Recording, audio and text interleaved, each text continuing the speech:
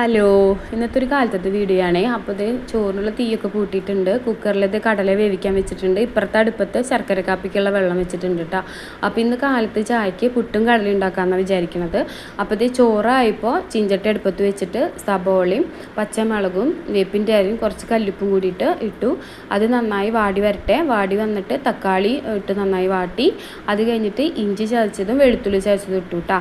അപ്പോൾ അത് നന്നായി വാടി വന്നപ്പോൾ നമുക്കിനി പൊടികൾ ഇടണ്ടേ. മല്ലിപ്പൊടി 1.5 ടീസ്പൂൺ മല്ലിപ്പൊടി, 1 ടീസ്പൂൺ മുളകും പൊടി, കുറച്ച് ചിക്കൻ മസാല, കുറച്ച് മഞ്ഞൾപ്പൊടി കൂടിയിട്ട് നന്നായി വാട്ടി. അത് വാടി വന്നപ്പോൾ കടല വേവിച്ച് വെച്ചതും അതിലേക്ക് ഒഴിച്ചു കേട്ടോ.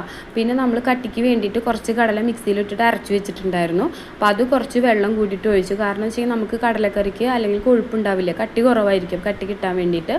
അപ്പോൾ ഇനിയിപ്പോൾ അത് തിളയ്ക്കാൻ വേണ്ടി വെച്ചു കേട്ടോ. അപ്പോൾ നമ്മളിനി അപ്പുറത്തെ അടുപ്പത്ത് ഗ്യാസിൻ്റെ മുകളിൽ നമുക്ക് പിട്ടുണ്ടാക്കാം. അപ്പോൾ ഇത് അരിപ്പൊടിയും കുറച്ച് ജീരകവും ചുവന്നുള്ളി അരിഞ്ഞതും കുറച്ച് ഉപ്പും കൂടിയിട്ട് അരിപ്പൊടി കുഴച്ച് വെച്ചു. എന്നിട്ട് ഇതേ നാളികേരം ചിരകി എന്നിട്ട് പിട്ട് അടുപ്പത്ത് വെച്ചു. അപ്പോൾ ഇതേ പിട്ടിൽ ആവി വന്നു. പിട്ടായി. ഇന്നത്തെ വീഡിയോ ഇത്രയേ ഉള്ളൂ.